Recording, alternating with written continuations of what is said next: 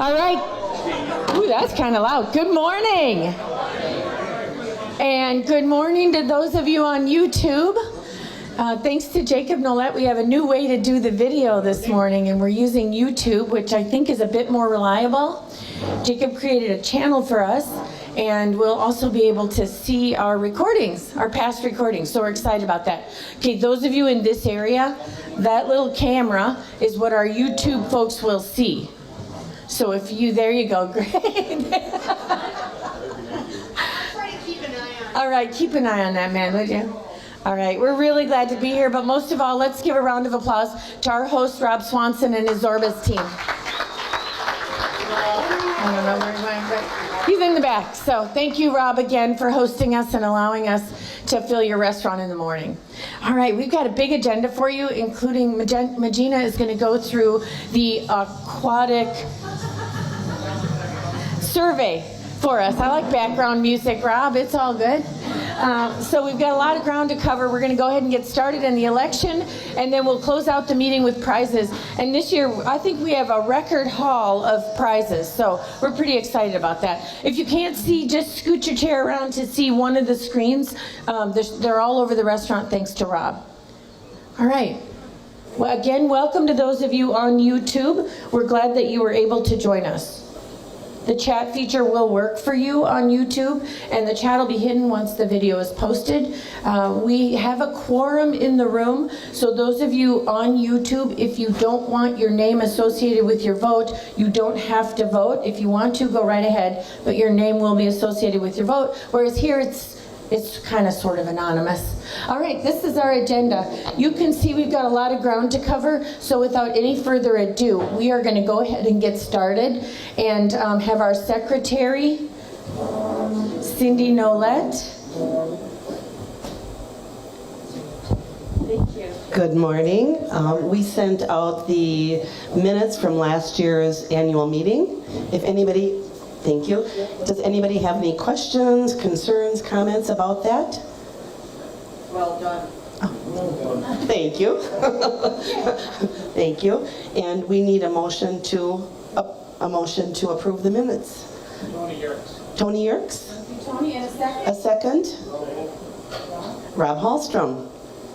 Okay, thank you. The motion is approved. Yes. Thank you. All those in favor? All those in favor? Aye. Any opposed? Any opposed? Any abstained? Any abstain? Thank you, Christine. Thank you. My coach. I know my Robert's Rules of Orders. Thank you. All right, Cindy, thanks for that. And the secretary's job is a big one in the sense of typing up minutes after every meeting and then working with those of us who are very particular to make sure they're accurate. So this is Cindy's last meeting as secretary. She's staying on the board with us in another role, but I'd ask that you give her a round of applause for her years as secretary. Thank you. All right. And for those of you that were here, it's also in the recording, but we opted to go with the Northwest Minnesota Foundation. They have an enormous track record. They manage many foundations here in northern Minnesota, including the Big Sand Endowment. And we felt that an endowment was a really awesome way to go because when you make a donation, they do all the paperwork. And they'll manage our money. We have a contractual arrangement with them as our money manager, and their return is good. We had a number of people meet with them 3 or 4 times last fall and explore, and then we talked to a couple of the other lake associations who use the Northwest Minnesota Foundation. We've been pleased so far, but what we really like about it is anybody can go to their website and make a donation to us, or you can come through our website. So it gives us a chance, and you might say, well, what do we need all the money for? We did a lengthy presentation, and Magina's going to cover it, so I don't want to give you all the details, but one single treatment could be in one area, if we end up with an invasive species, could cost up to $2,500.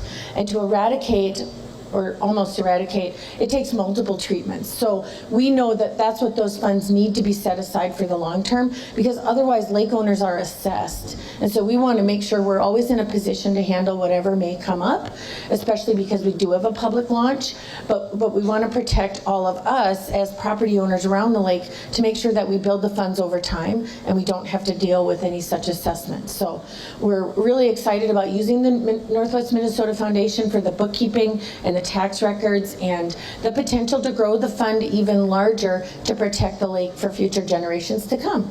So with that, the next section in our meetings usually is unfinished and ongoing business. It's kind of a catch-all. But for that, we have our Healthy Lake Report. And much of this is on the website. You can surf around, and we're working on the website too. But Magina's got a whole host of topics. So without further ado, Magina Hallstrom.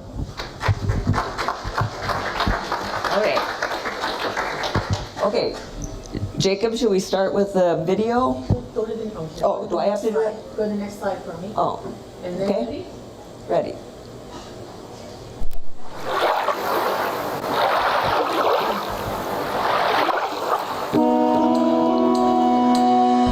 The last glaciation.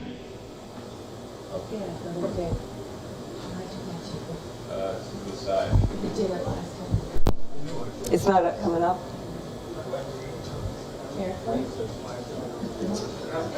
We can skip it if you want. Let's go. Okay. We'll just skip it. So what the video was is I pulled it off of YouTube, and I wanted to show you what starry stone where it looks like if you get it in your lake. So we often talk about milfoil, zebra mussels. There's other things that can be really bad. I mean, this to me looks like not too much different from milfoil. So the video was to give a little impact, but that's okay. Oh, okay, let's see what's going on.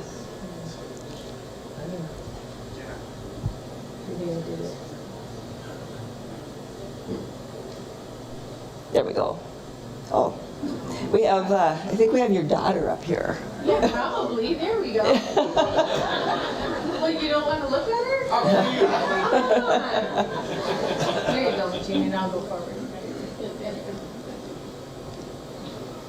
Okay, so I'm talking about maintaining a healthy lake for the next few minutes, hopefully not too long. Lake water quality and the lake water quality and environmental monitoring that we do on this lake to make sure it stays healthy and clean. And we have 13 different activities that are done by volunteers over the summer, which is great. So this is just a list. I think I showed this last year. That's a list of all of the different activities that are done, from water testing to AIS testing, villager testing, water depth monitoring, and so on. There's a lot of things going on that we feel it's important. So we want to say, please consider volunteering because we need more people to help us with this. Okay. Oh, wait a minute. No, it's not going again. There you go. Okay, eyes on the water. All right. So this, excuse me, this relates to zebra mussel monitoring. And what we have is these little things down in the right-hand corner are types of samplers for, they call zebra mussel sediment samplers. And you hang them off your dock about 6 inches off the bottom on a dark side. And if at the end, well, every so often you just check to see if there's some indication of zebra mussels. So one thing I want to know is I've kind of lost track. So I know some of you still have those and are doing those. So if you could just send me a note or let me know after the meeting so I can just get a list, and we might need to have more people doing that.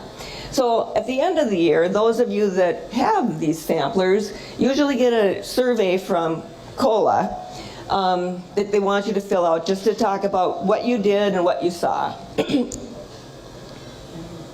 All right, so I'll start with the AIS update. Of course, you saw that I think we all know we have Chinese mystery snails. So that's our first invasive species that we know about. We're not sure quite how it got into our lake. Usually where they come from, and I don't think this is where Little Sand got them, but they usually come from somebody dumping their aquarium water into the lake. And but now they can get into a boat, into boats, into whatever. And the other thing is, we just learned that Beltane has these. So I don't know, maybe they're just taking a trip upstream. I don't know. But the good thing about Chinese mystery snails, if there is such a good thing, is they're not as destructive to the environment as like zebra mussels are probably the worst, and milfoil. So Upper Bottle and Crow-wing and Duck Lake have the faucet snails, curly leaf, pondweed in Big Man Trap. Also, Big Man Trap has Eurasian milfoil. But there's an example of why you want to catch your AIS early. They found it very early, so every year they have divers go in and actually pull to watch for it so it doesn't spread. So they think they have it under control, and this is the 3rd year they've had it since they've found it. There are zebra mussels in Long Lake. And the zebra mussel scare was Beltane had a pontoon come out of the lake one time. The person had gone in when the launch inspector wasn't there, and the pontoon was full of zebra mussels, and it had been on Beltane for a week. So they came out, they found the zebra mussels too late, but the point is they so far have not seen any evidence of having zebra mussels. The other thing I want to say is, if you go to a lake, you know, most of us, I think, leave our boats and pontoons in the lake, but some of you want to go fishing to other lakes. If you see that orange sign, do not come back to Little Sand Lake or any other lake that doesn't have invasive species without properly decontaminating your boat. And that means 21 days out of the water or go to the decontamination station, and the decontamination station is kind of by the dump. And if you need to go there, the phone number is there. Just want to briefly mention lead in loons. This was something that came up last year. Loons go down, get gravel on the bottom of a lake, and there's a lot of time lead tackle down there. They get it in their system, and it kills them. So Minnesota basically would like everybody to switch out from lead tackle to non-lead tackle, and you can ask for that at the bait shops. COLA grant opportunities, every year we talk about this. COLA will award up to $2,000 for a lake-related project. So Little Sand actually applied for one last year to do aquatic vegetation survey mapping. And that was a follow-up to what Dan Kittleson, I don't know, probably not every one of you know Dan Kittleson, but he was our president, he was on the lake for a long time, and he began the process of doing that kind of mapping starting in 2005. So the total cost for us, we contracted with RMB Labs in Detroit Lakes to do this study. The total cost was about $2,300. And COLA gave us about $1,200, and we paid the rest. So what this slide shows is the difference of what Dan Kittleson and his team did in 2005 through 2008. And it just shows the density and kind of the types of vegetation around the lake. And they only did emergent and floating vegetation during those years. This year in 2022, RMB Labs did emergent, floating, and submerged. And this is basically the same thing, showing the density of the different types of vegetation.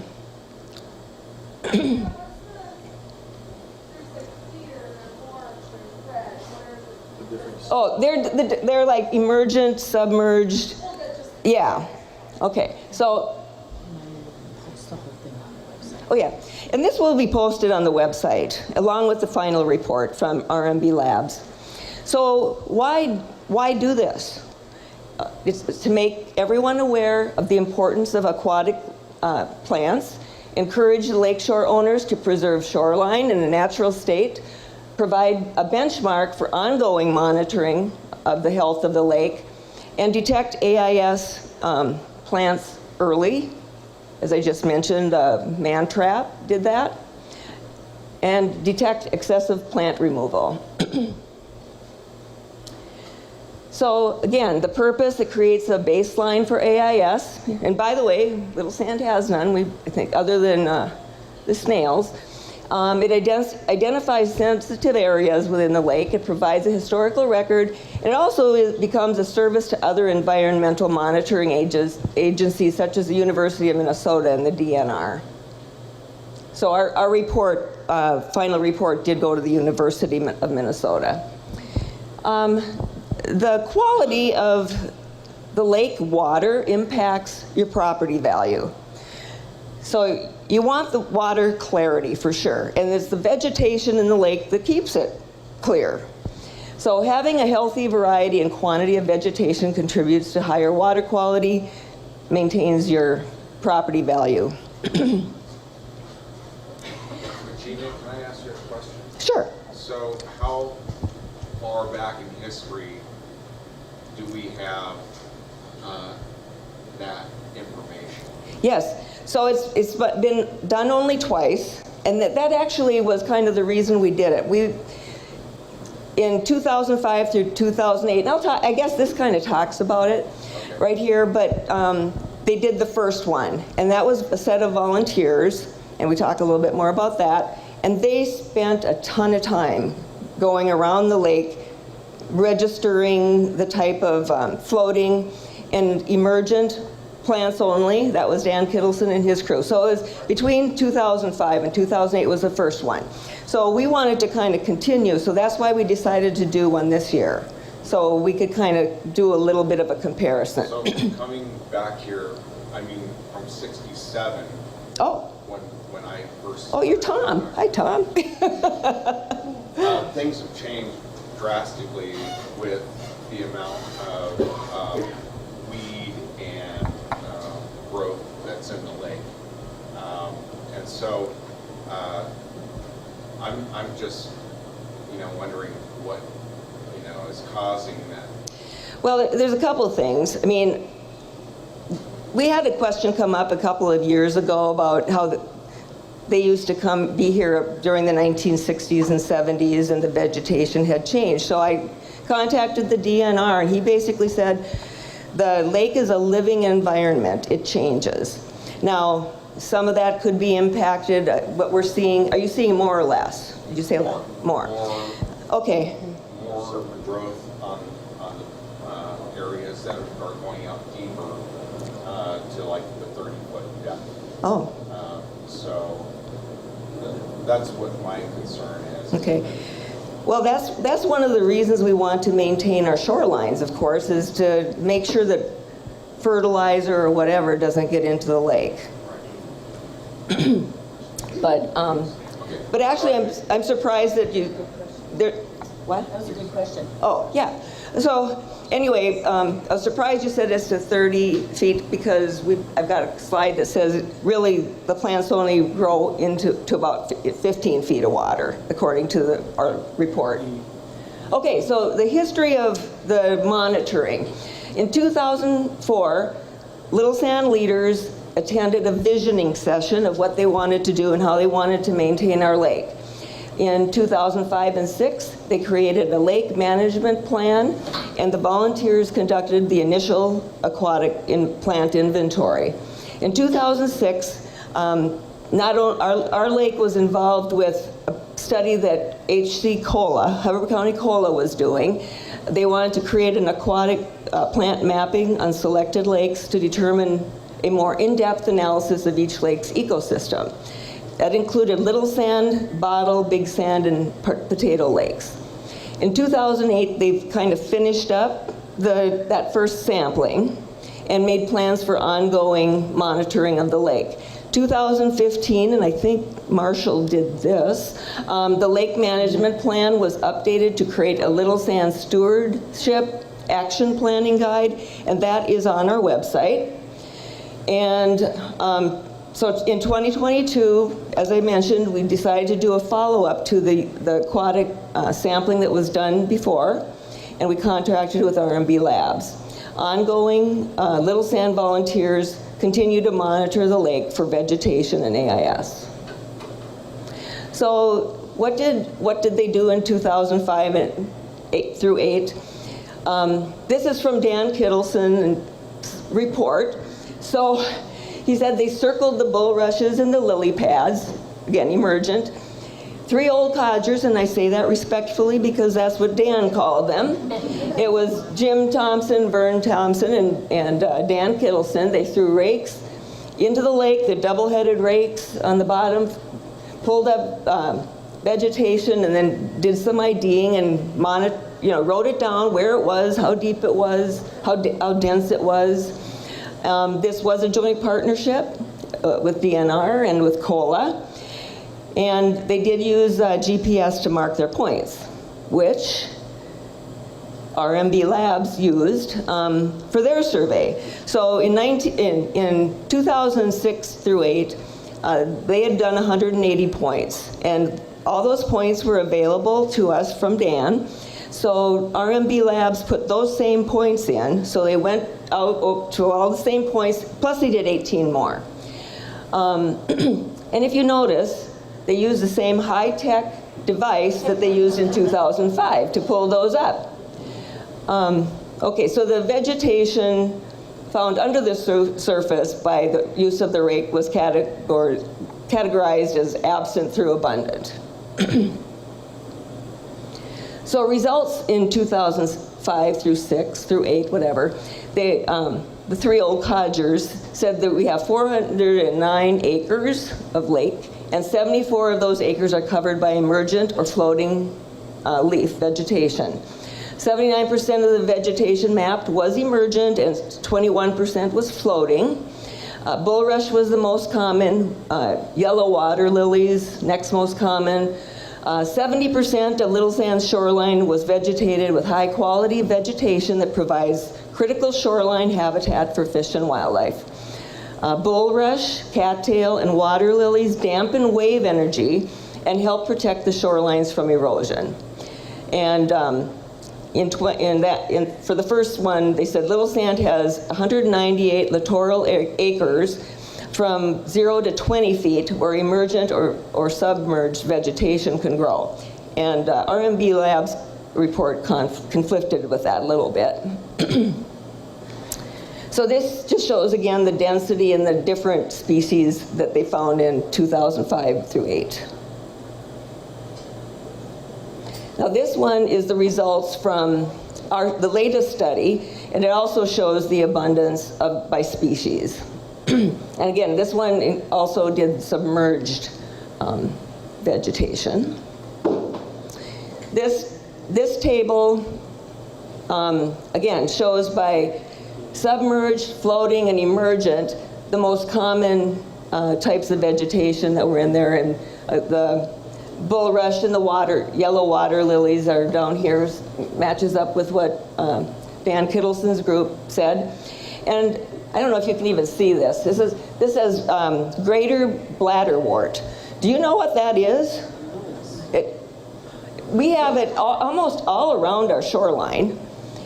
It's a carnivorous plant. So I just want you to be careful when you go swimming. So in the report, and I'm not going to go through these all the way, but in the report you can see we got a page for each of the different type of species and the density of that particular species at the different points. So there's greater bladderwort all the way around. Be careful. All right, so the summary from RMB said the presence of plants and the depth at which one finds them is related to water clarity. I've said that like 5 times, I think. The Minnesota DNR lists the littoral area of Little Sand to be approximately 36% of the total surface area, and the findings of this plant survey support these findings. In general, the littoral area, and does everybody know what the littoral area is? That's where plants will grow. So it says, in general, the littoral area is approximated as the area of the lake that is 15 feet deep or less.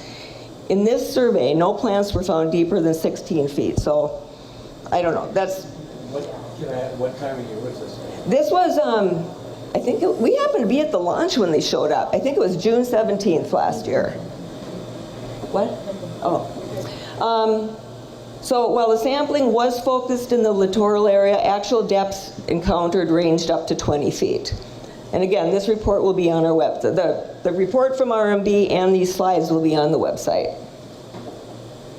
So what are we doing to continue this? Currently, Marshall Howe and a team of volunteers go out 3 or 4 times a year, and they look specifically for AIS. Again, using this high-tech device, gets thrown into the water, they pull it up and check for AIS. We're hoping we can develop a volunteer shoreline monitoring program as well, similar to what Beltane does. Now, Beltane, of course, is much, much larger than us, has more volunteers available. So Cindy and I just met with Andrea Dutcher from Beltane last week, and we're kind of digesting what she had to tell us about how they do that, and we'll see where this goes. And then we're suggesting that in 10 years we do another vegetation sampling and hire RMB. Just to thank people related to this.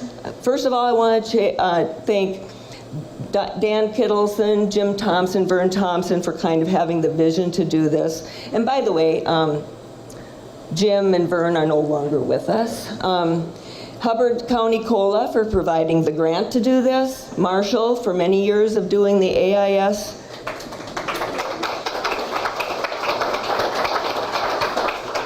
Test it using the high-tech device. And Sharon Natzel, she's the president of Hubbard County COLA, and she reviewed our proposal, awarded the grant, and gave us some suggestions post summary or post reporting. All right, restore the shore. You hear about this every year. Again, this is about trying to keep the shore, have some buffer on your shoreline, try to filter out things that shouldn't get into the lake, so on. And as part of that, we have a Restore the Shore program that is supported by the Hubbard SWCD. And usually around October, you should be getting a letter saying you can buy some trees. So you can buy little bundles of trees and different shrubs and so on through them. And we've got a RTS coordinator that will take in your orders, and then your trees arrive in May. By the way, thanks to Glen Gap for doing this for the last, I think it was 4 years. We appreciate that, but we now need a new volunteer to take that over. Public launch inspection hours. Changing the subject a little bit. Okay, so we all know about the launch inspections. And just a reminder as to how they're funded. They're funded by the state, with the county administering the dollars that the state gives us. And then the county actually then decides how much each lake gets of the money that the state provides Hubbard County. Emma Township has given us grants over the last few years. Last year it was $1,500. This year it was $1,300. And then we pay the rest to get the level of inspections we want. And for as long as I've been on the board, we have been paying for to make up to 475 hours of inspections every year. So again, in 2022, we paid $26.20 for launch inspections, and we only had to pay for 118 hours, and the rate was 22 hours. This year, and you got the plea in January, I think, or December, we had to pay $5,575, more than twice as much as 2022. So what happened? Well, the inspection hourly rate was raised to $25 per hour. The state and county funding was reduced for a little sand. And a little bit in defense, if you're concerned about that, they have very detailed reports, and those reports are on their on the Hubbard Environmental Services website. They looked at the data, they compared and decided which lakes are the most vulnerable. And I'll just make this comment. For example, Big Sand. If Big Sand gets an AIS, it very easily could float right to us. So if they get more funding, that's not a bad thing for us. Our township grant was reduced a little bit. So this year, the county paid for $5,000 of those 200 hours of those 475, and that was $5,000. Emma Township paid for 52 hours, 1,300, and Little Sand paid for 5,570 for 223 hours at $25 an hour. So how do we pay for this? And again, we got that letter in December because we've seen the cost of these inspections go up almost every year. So I just wanted to say, from our budget, what we were planning. In 2022, Little Sand had a total budget of about $6,300. That was administrative, other AIS activities, and included the inspections. $3,700 of that was for launch inspections. And that was already increased by about $1,000 over 2021. So presume the budget was going to increase even more because the launch inspections will go from $3,700 to $5,700 or maybe more. So the Little Sand overall budget for 2024 will have to be about $8,300 instead of $6,300.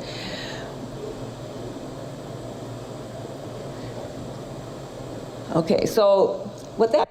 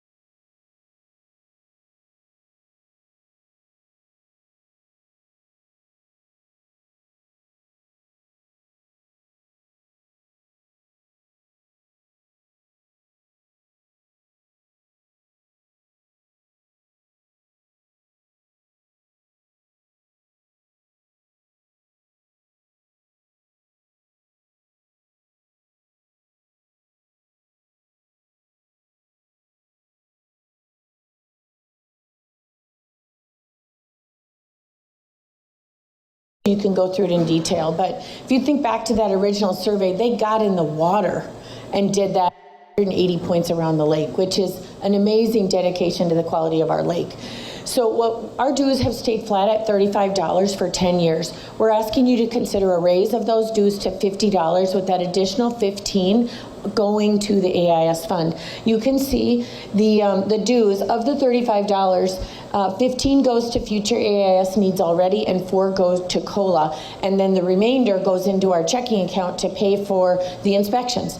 And so we're asking you to raise the dues to $50 for an additional $15 to automatically go. Because remember I said some of our members don't live on the lake, they're friends, relatives, whatever. So this would ensure everybody helps us out. We'll still take your donation and we'll need them. But you can see the situation and what we've said our priorities are. So none of us get paid. When there are social events, they're all paid for by the people that go. So the Little Sand Lake Association does not pay for that. I think the only thing we pay for is maybe dessert at the annual meeting or at the annual picnic.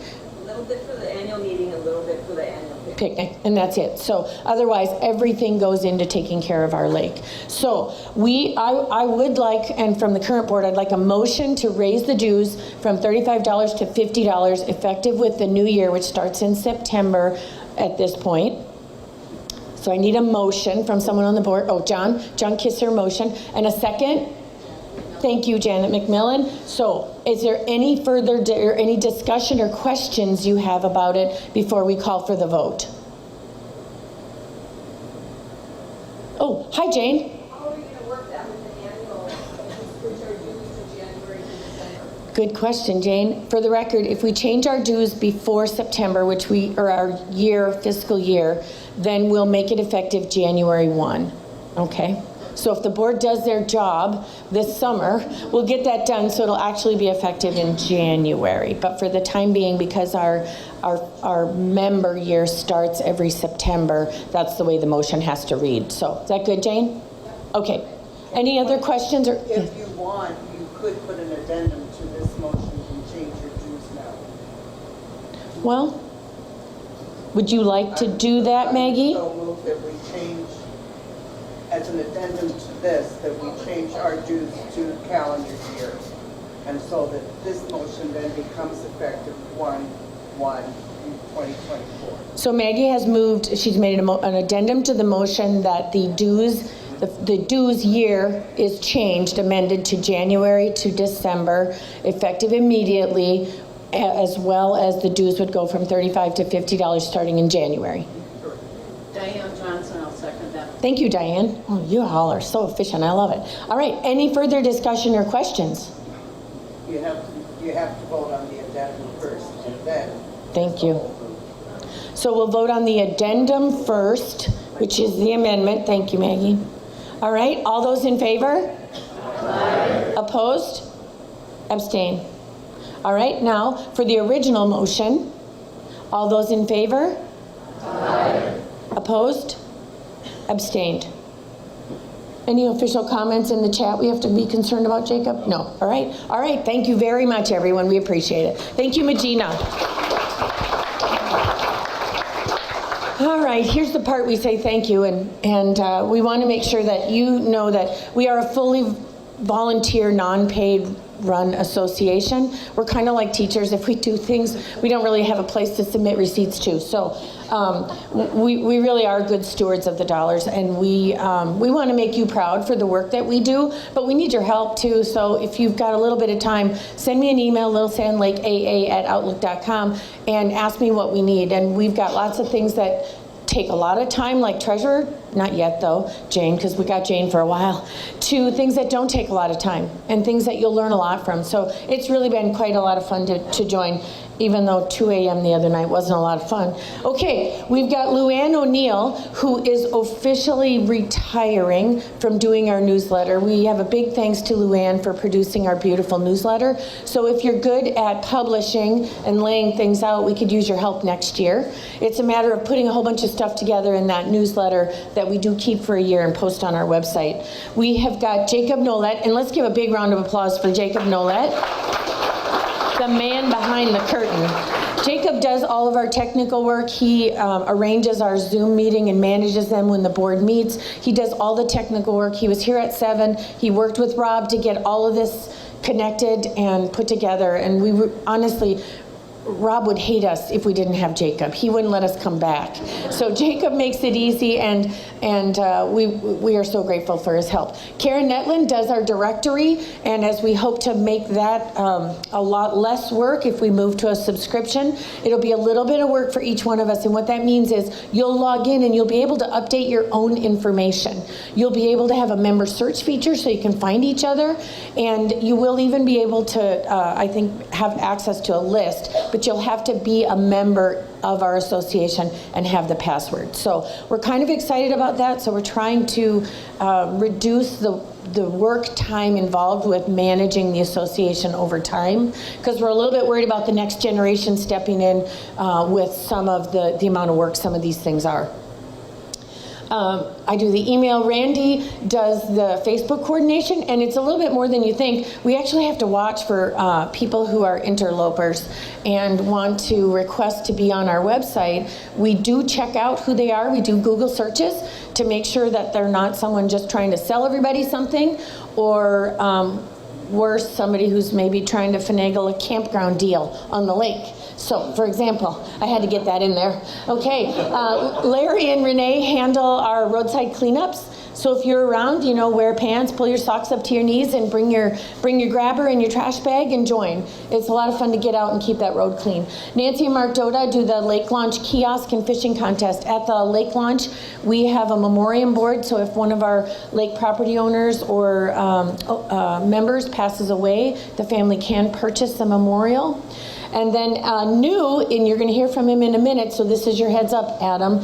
Adam is going to manage our 4th of July boat parade, and we have a contest this year. So Adam will be up to tell you about that in a second. So a big hats off to all of our volunteers. These are not all the volunteers, but...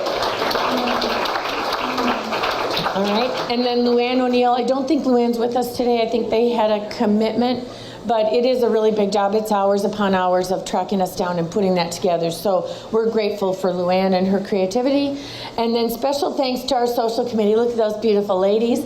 That's not just the committee, but the committee with is Phyllis, Dar, Karen, and Vicki put all the social activities together. They keep track of RSVPs. So if you're going on Tuesday, please RSVP, okay? Because we don't have many, and it'll be a small turnout unless you RSVP. So we're excited about the things that they do, and I work full-time, so I'm not here. I work full-time in the cities, so I don't get to go to a lot of the events, but we did go to the holiday dinner, and it really was a lot of fun, and it was a great meal. What's happening on Thursday? Oh, Thursday. No wonder you frowned at me. What's Thursday? Breakfast. Breakfast at La Pasta. 9 o'clock. Oh, that's what it was.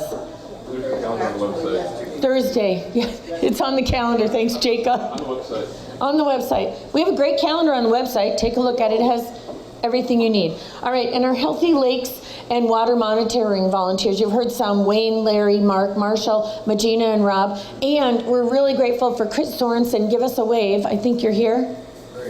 There you go, Chris. Thank you for stepping in and learning that duty. So we appreciate it.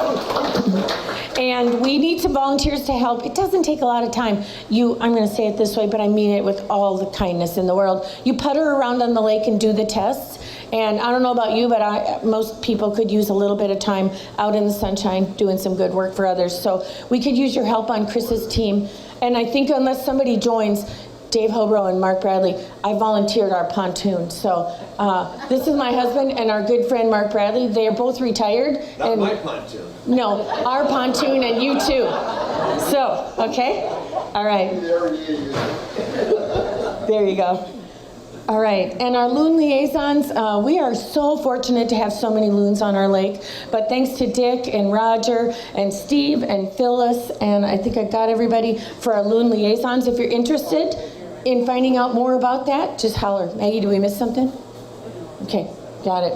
All right, these are our current board members. So big hats off and thank you to our board members. You've seen many of them: Karen, Regina, Cindy, Jane, Glenn, Greg, Jerry, and Sandy. And Sandy is stepping off due to health reasons and other business needs. And so we've got somebody stepping in to fill his term. We've got Glenn Gap Glenn, are you here? No, it's open house time, so we've got people missing for those things. But big hats off to Glenn. He has completed his second year of his second term and is stepping off the board. So please give Glenn a round of applause.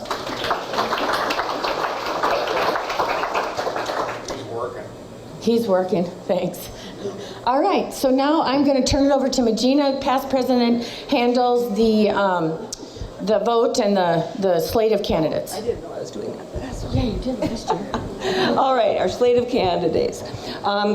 Christine has completed the first term, so she's running again for a second term. Unless anyone wants to. Mary Bradley is filling in for the remaining year of Sandy Younger's. And give a wave when you say your name. Thank you, Mary. Karen Netland was our vice president. She's going to take the secretary's position. Where's Karen? Cindy and Karen are changing roles. So Cindy is going to run for vice president, and she will also step in for me as a COLA rep. Yeah. Tom Johnson, who's Kinda new, but not new to the lake. Been here forever. Right.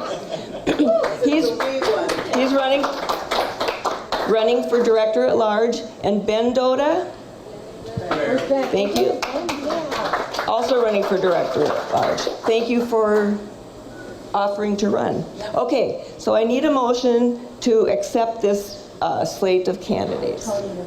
Tony, second? Vicky? All in favor? Aye. Opposed? Okay, abstain? All right, we have a new board. Thank you.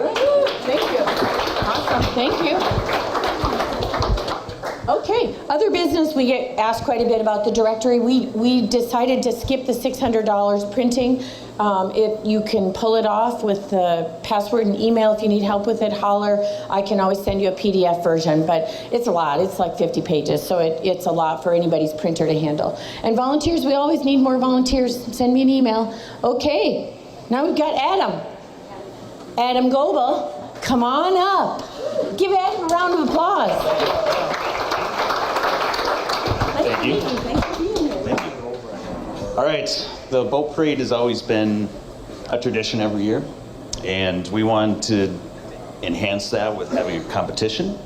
So it's something Rondi and I had wanted to suggest for quite a while, and we suggested it last year, and now here we are. So I own a group of Napa Auto Parts stores, so I offered to sponsor this thing to get it going. So we're going to give away a trophy and $150 cash for the first place.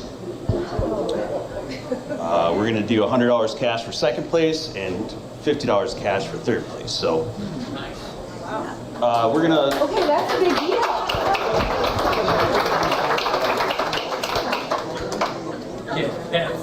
So it was... Yeah, it could be the most unique, I don't know. So the boat parade is going to be Saturday, July 1st, meeting at the same place as we always do. We're going to set up a judging. We're going to have our pontoon over by the boat launch, and we're looking for 3 to 4 more judges. So reach out through Facebook or email. But I've got some flyers I'm going to pass out. We're going to get a link on the Facebook page to register, and you can also register through email. But we want the word to get out. We're going to put these flyers kind of around, leave some here, whatever, to get some interest. But we'd like to see a lot of decorated boats out there. And Is there a particular theme? Like, do you have to stick with 4th of July patriotic? you don't. So we talked about that and felt we leave it open as long as it's kid-friendly type of stuff. So Family friendly. family friendly, sure. So no theme. We thought it would actually be harder if we created a theme. So any questions? Clockwise or counterclockwise?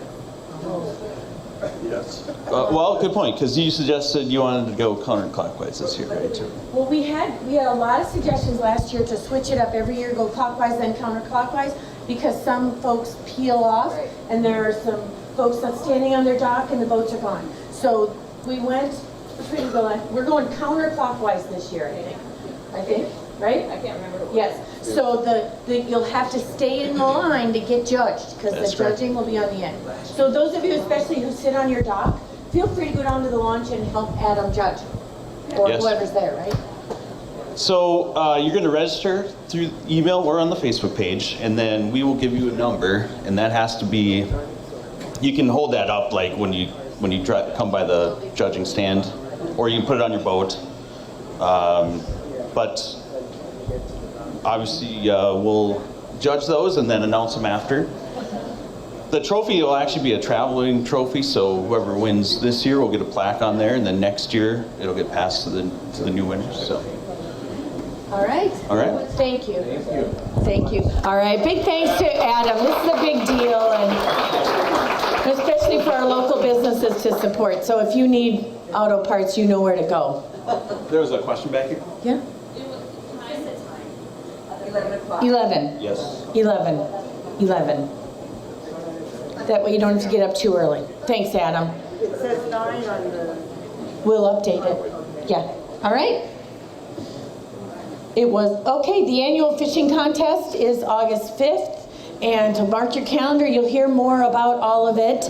All right, and next is the, I know, did you like that? That was my daughter, little fisher girl. She caught that on the lake though, so that's good. Annual party is August 19th. Thanks again to the Hallstroms for hosting. And the theme is your favorite sports team. So my daughter goes to college, so I got her shirt on. But so it should be a lot of fun. Please bring your family and join the event on August 19th. And you'll get more through email. So pay attention to your email from me. Okay, we're at the end. We need to do prizes and we need to get ourselves out of here. So we need to officially adjourn the meeting, and then we've got some more on prizes, so don't go anywhere. So I need a motion. I will entertain a motion to adjourn the meeting. Thanks, Jane. A second. Mark Bradley. Thank you. All those in favor of adjourning the meeting? Aye. Opposed? Abstained? Okay, thank you. The official business meeting is adjourned. All right. Now, Angela Albee, I'm going to give you like 1 minute. Okay, 1 minute. You have to talk fast. That's okay.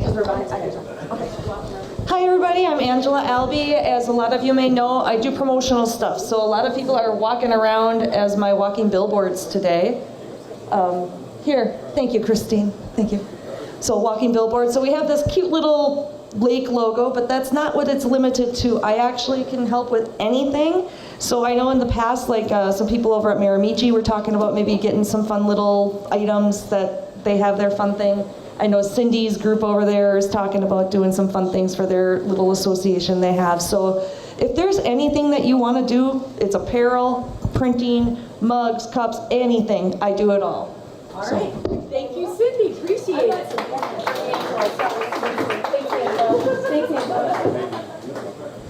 All right. So then we also have the dock signs. They're wonderful by the Odegaards who couldn't join us today. We have got a huge number of prize donations, so we're going to go through it quickly and we'll help. But these are some of the businesses that donated, as well as, are you ready for this? 3 pages of logos.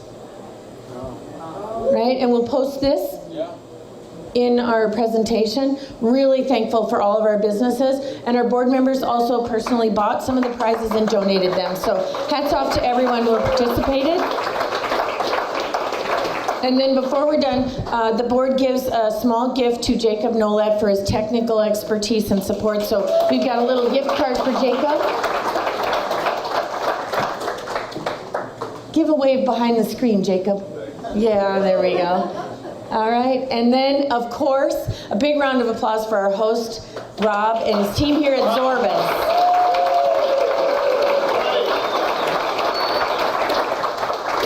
All right, so now we're going to do the drawing. Who's going to?